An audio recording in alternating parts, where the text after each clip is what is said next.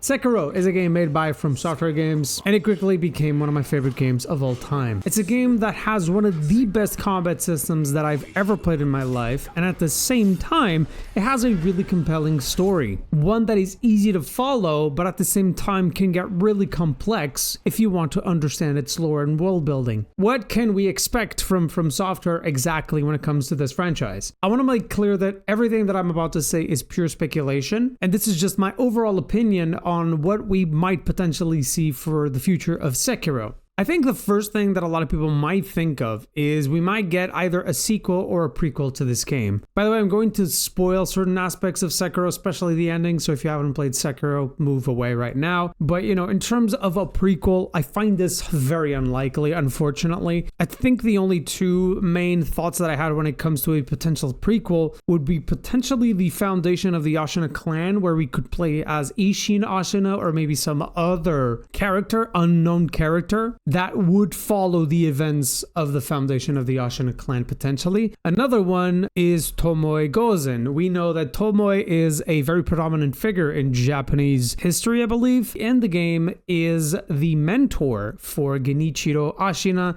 hence why he can actually use thunder and lightning sort of attacks. He got this from Tomoe. There were a lot of rumors that we would actually potentially get a Tomoe sort of DLC for this game, but unfortunately, we never really got any sort of DLC for Sekiro. I did see some other conversations on Reddit speaking about a potential prequel where we would follow the history of the owl or the sculpture, but I just don't think this makes any sense. We have 4 different endings for this game, right? And to a certain extent, or quite plainly, 2 of those endings, which is the Shura ending and the Immortal Servants, are very much tied to the owl and the sculpture, right? You don't really need to know more about the past of the owl and the sculpture because these endings showcase to you that in a way. At least that's how I view those endings, to be honest. But could a Sekiro 2 be a thing? Could we get a direct sequel to the game, right? I think we could, but the problem with this is that they would need to pick one of the endings because it has 4 different endings. And you have a couple of video games that have done this. I believe The Witcher 4 actually chose one of the endings of The Witcher 3 in order to continue the story. And there's probably many other examples that you can grab that have done this. And so, taking that into account, I think probably the best ending that you could do is the return ending by far. Because Sekiro, after helping Kouto ascend to the afterlife and break the curse of immortality, he becomes a traveling companion to the divine child. And both of them end up going onto a journey to a distant land in order to return the dragon's heritage to its birthplace in the West.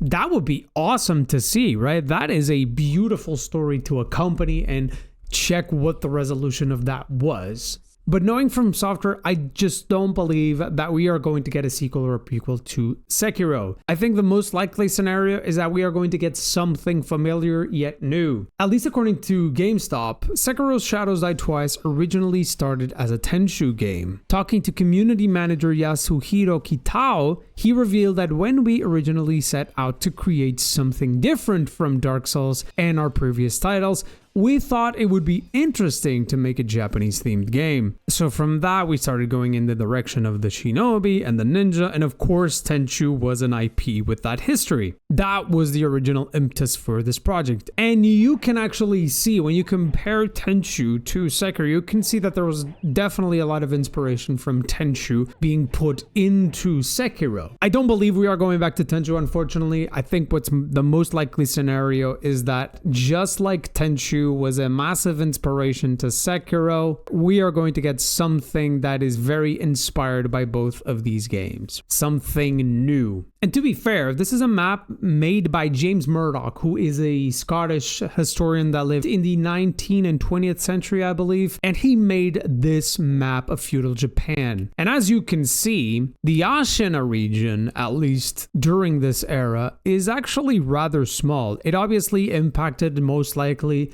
some other regions in northern Japan. But as you can see, there are so many other countries and little kingdoms that, you know, From Software can take so much inspiration, especially during the Sengoku era, which is the era that, you know, Tenchu and Sekiro are based upon, mostly because this era of Japan is one of the bloodiest that the Japanese had to face, and that's when also the samurai reigned. So that is something to take into account. And speaking about that, there is actually a really interesting Reddit post that was posted quite a few years ago by now by Immortal Thunder God 79, and he compiled a ton of notes regarding the real history of the Ashina clan during the Sengoku period. I might actually do a video on this. I think this is actually really interesting, but if you want to research shit by yourself, this is actually a really good post that gives you a ton of good information, and I will link that below. Looking at the sales numbers for these games, you can see that Elden Ring has sold a crazy amount of copies, with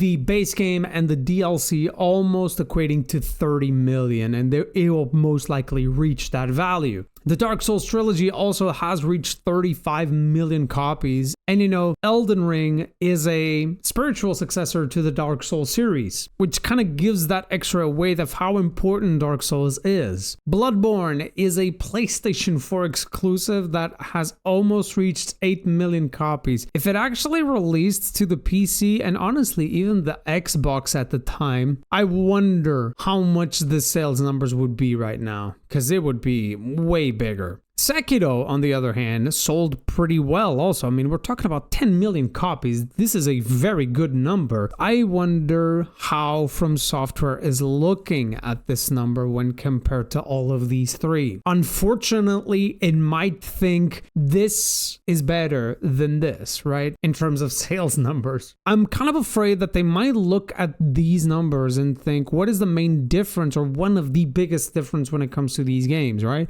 Dark Souls, Elden Ring, and Bloodborne are very much based in Western architecture and overall vibe, I would say, right? Especially like medieval, Gothic, and Victorian eras of history that are very much associated with Europe. And on the other hand, Sekiro is just full on Japan, right? Look, I might be dead wrong with this, and I hope I am, but I personally would prefer to see something that is set in Japan, or at the very least in Asian sort of cultures for this next game. But my guess is that if we get anything that is similar to Sekiro in terms of gameplay and a focused character, it might just be a sort of blend between, you know, Sekiro and Bloodborne, right? Where you have a lot more of these elements that are more European. There's other options really, right? Like I've actually thought that maybe the Three Musketeers, the book, could actually serve as a great inspiration, especially when it comes to rapier swordplay, which could kind of feel similar but still new in the overall vibe of like samurais and all that sort of stuff. But what makes Sekiro truly different from the other games from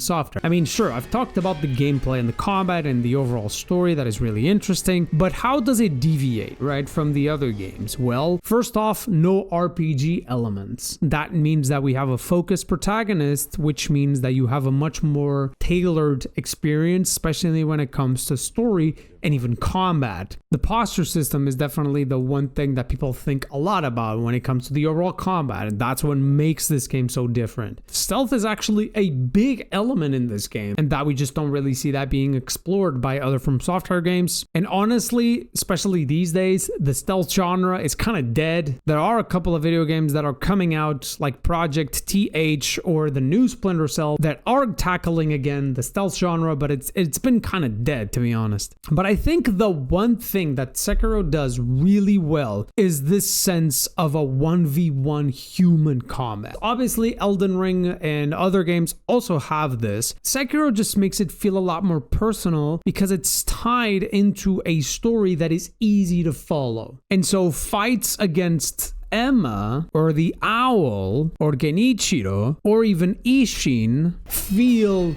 very personal, because we've been following these characters for so long. And a lot of people have been talking about the difficulty of this game being too hard at times, which I absolutely disagree. I think the difficulty of this game is on point. It is a hard game but it makes sense to be that hard. All of these battles are tailored to a set of skills that you have that are very lacklustering, to say the least. You don't really have a ton of skills at your disposal, and so you really need to learn this set of skill base in order to win the game, which makes it feel so much more rewarding. So what is exactly next for Sekiro? We don't know. If you ask me, I do not believe that we are going to get a sequel, a prequel, or anything related to Tenchu, unfortunately. My hope is that we see a brand new story with a new protagonist that is set in feudal Sengoku era Japan, but looking at Elden Ring Night Reign, which is trying to incorporate a bunch of mechanics from Sekiro and Bloodborne. It just makes me wonder if they might just try to do a new video game that is most likely set or based in European sort of culture and architecture and whatnot, and incorporate these systems that they have made in Sekiro into a sort of westernized Sekiro, so to speak. I hope this is wrong. I really do. I would really love to see a brand new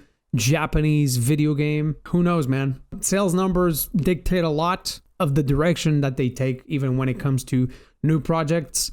Obviously, Miyazaki has a ton of weight and most likely a lot of creative control, but even he has a limited amount of power, right? It would be a shame at the very least and a bummer if we didn't have anything like Sekiro, because the combat there is just flawless, honestly. Even trying to think about points that I don't like about Sekiro, it's really hard. Sure, I can think about a few like Dragon Rod and Unseen Aid, feel pointless systems that are there. A lot of the combat arts are very situational, and it makes you not really get that invested in them. XP farming for skill points is a real issue at times, especially in the late game. Like, you really need to grind sometimes. It's kind of crazy. And Spirit Emblems being considered consumables is kind of weird. But, you know, these are nitpicks, man. Like, this game is flawless, honestly. But yeah, that's about it. If you like this video, subscribe and have a go and see ya.